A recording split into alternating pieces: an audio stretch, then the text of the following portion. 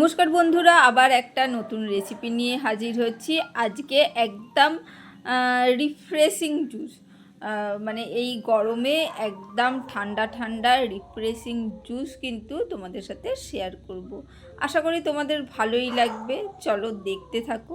আজকে আমের একটা জুস করব, যেমন খেতে সুন্দর সেই রকমই শরীরকে খুব আরাম দেবে।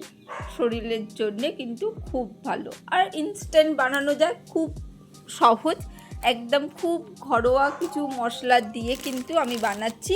আর চিনি ছাড়া শরবত কিভাবে হচ্ছে অবশ্যই তোমাদের দেখাবো, দেখতে থাকো। দেখো কি সুন্দর সাজিয়ে নিয়েছি, ঠান্ডা ঠান্ডা জল দিয়ে কিছু বরফের টুকরো দিয়ে কিন্তু আমের শরবতটা সার্ভ করে দিয়েছি। চলো, আমের শরবত যেহেতু আম তো লাগছে, তাই আমটাকে দুটো আম নিয়েছি, কাঁচা আম, সেটাকে মুখ কেটে আমি খোসাগুলো ছাড়িয়ে নেব। আর খোসাগুলো অবশ্যই রেখে দেবো, খোসাগুলো কিন্তু আমি আচার করে ফেলবো। এর আগে তেল আচারের রেসিপি দিয়েছি, দুর্দান্ত হয়েছিল, খুব ভালো হয়েছিল। যেটা এখন অল্প পড়ে আছে, সেইটুকুনি শেষ হয়ে গেলে এটাকে আমি ভালো করে ধুয়ে পরিষ্কার করে রেখে দিচ্ছি, পরবর্তীকালে আবার বানাবো। আমগুলো কিন্তু খুব ভালো করে খোসা ভালো করে ছুলে নিতে হবে। তোমাদের যেরকম পরিমাণের লোক বাড়িতে থাকবে সেই পরিমাণে আম নেবে। যদি একটাতে হয়ে যায় একটাতেই করবে। আমি একটু অনেকজনের জন্য করেছিলাম, তাই দুটো আম লেগেছে। একদম রিফ্রেশিং, ঝটপট করে যাওয়া যায়, কোনো করে রাখতে হবে সেই রকম না। আর এতটা রিফ্রেশ করবে না, না খেলে বুঝতেই পারবে না। দেখো, পিলার দিয়েই আমি আমগুলো, খোসাগুলো তো সরিয়ে নিয়েছি, আমগুলোকে এইভাবে পাতলা পাতলা করে কেটে নিচ্ছি। তোমরা এমনি বটিতে, ছুরিতে, যাতে ইচ্ছা টুকরো টুকরো করে কাটতে পারো। এইরকম করে করলে কী হবে, পাতলা পাতলা করে কেটে বেরিয়ে আসবে, তখন মিক্সিতে দেবো, সুবিধা হবে। আর যেসব বন্ধুরা দেখতে শুরু করেছো, একটা লাইক দিতে ভুলে গেছো, তারা অবশ্যই একটা ছোট্ট করে লাইক দিয়ে দিও। আর যদি নতুন কোনো বন্ধু এসে থাকো, অবশ্যই পরিবারে যুক্ত হয়েও। আর দেখবে রোজই আমি কিন্তু নিত্য নতুন রেসিপি দেওয়ার চেষ্টা করি। আশা করি দেখলে তোমার ভালোই লাগবে।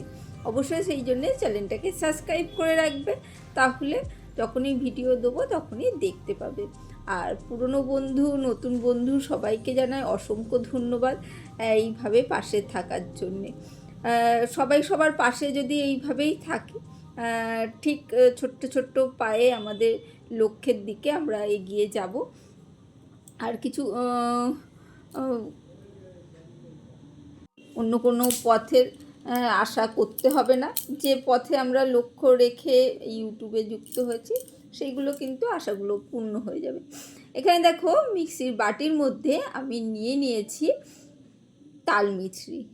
হ্যাঁ, তাল মিছরি নিয়েছি, আর তার মধ্যে দিয়ে দিয়েছি একটু ভাজা জিরে, সেইগুলো একসাথে গুঁড়ো করে নিয়েছি। হ্যাঁ, আমি আজকে চিনির বদলে তাল মিছরি দিয়ে জুসটা করব বা শরবতটা করব। তোমরা মিছরিও ব্যবহার করতে পারো, কিন্তু তাল মিছরিটা করে দেখো, ভালো লাগবে আর খুব ভালো শরীরের জন্যে। সেই জন্যে আমি তাল মিছরিটাই কিন্তু ব্যবহার করেছি।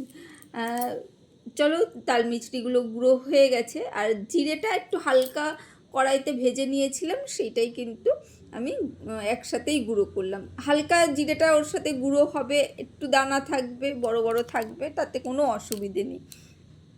আর এই দেখো, আমের টুকরোগুলো নিয়েছি, আর ছোট পাতলা পাতলা দুটো কাঁচা লঙ্কা নিয়েছি। যদি তোমাদের লঙ্কা বেশি ঝাল থাকে অর্ধেক দেবে, অল্প দেবে, খুব ঝাল কিন্তু হবে না, হালকা করে একটু ঝাঁঝ আসবে সেই রকম লঙ্কাটা দিতে হবে। আমার লঙ্কাগুলো ঝাল নেই, সেই জন্যে কিন্তু আমি দুটো ছোট ছোট দিয়েছি। ভালো করে পেস্ট করে নিয়েছি, বাদ বাকিটা আরও পেস্ট করব। পেস্ট করে এখানে দিয়ে দিলাম ওই তাল মিছরির মধ্যেই।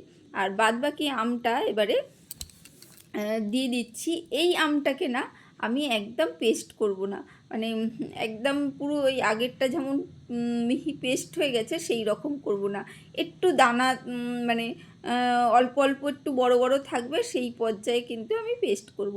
আর এখানে দেখো ধনেপাতা নিয়েছি, ধনেপাতাগুলো ধুয়ে পরিষ্কার করেই নিয়েছি। এটাকে এবারে একটু ছোট ছোট করে কেটে নিচ্ছি, খুব বেশি ছোট করতে হবে সেই রকম নয়, মিক্সিতে দেবো তাই একটু সামান্য ছোট করে নিলাম। ঠিক আছে, চলো। অবশ্যই এটাকে আমি কিন্তু আগে থেকেই ধুয়ে পরিষ্কার করে নিয়েছি। আর নিয়ে নিচ্ছি পুদিনা, কয়েকটা পুদিনা পাতা এর মধ্যে দেবো, যাতে এটা আরও রিফ্রেশ হয়ে যায়।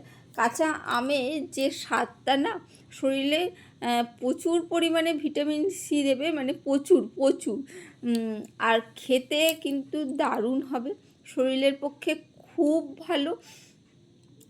যে কোনো দিন যে কোনো সময়, মানে যে কোনো সময় না, সকালে মানে দুপুরের দিকে বা একটু বেলা বাড়লেই কিন্তু এই জুসটা করে দিতে পারো।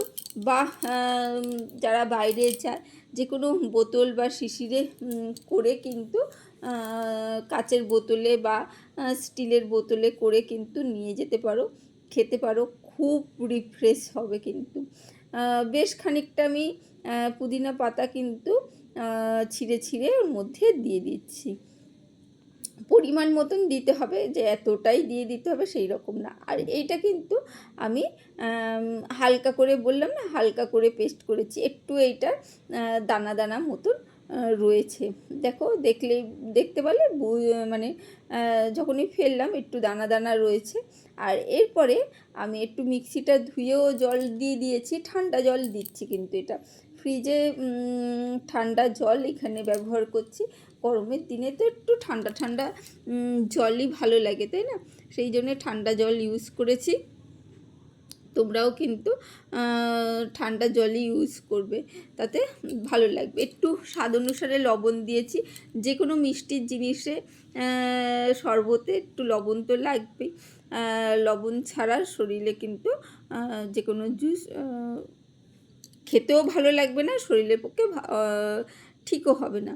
এখানে একটু আমি চাট মশলা ব্যবহার করেছি, তোমরা যদি আমচুর পাউডার চাও আমচুর পাউডারও দিতে পারো। আর দিয়ে দিয়েছি বিট লবণ। দেখো গুলছি যখন বুঝতেই পারছো আমগুলো কিছু কিছু কিন্তু আমার রয়েছে, বললাম না একটু মানে আস্তে আস্তে রেখেছি, তাতে যখনই মুখে পড়বে তারপরে চিবিয়ে খাবে আমগুলো মানে দারুণ লাগবে, না খাওয়া পর্যন্ত কিন্তু জানবে না। আর প্রচুর প্রচুর পরিমাণে ভিটামিন সি রয়েছে, কারণ এইটাকে, এই কাঁচা আমটাকে আমি না ফুটিয়েছি না কিছু করেছি, সেই জন্যে একদম কিন্তু ভরে ভরে ভিটামিন সি রয়েছে। আর দেখো আমি কি সুন্দর করে সাজিয়ে নিচ্ছি, একটু বরফ দেবে আর আমের টুকরোগুলো এইভাবে দিয়ে দিয়েছি। একদম সহজ পদ্ধতিতে এই আমের জুস কিন্তু করে খেও, তোমরা কিন্তু অবশ্যই করে খেও আর জানিও কেমন লাগলো। আজকের জন্য টাটা, বাই বাই, আবার দেখা হবে অন্য কোনো দিন অন্য কোনো রেসিপিতে। ভালো থেকো।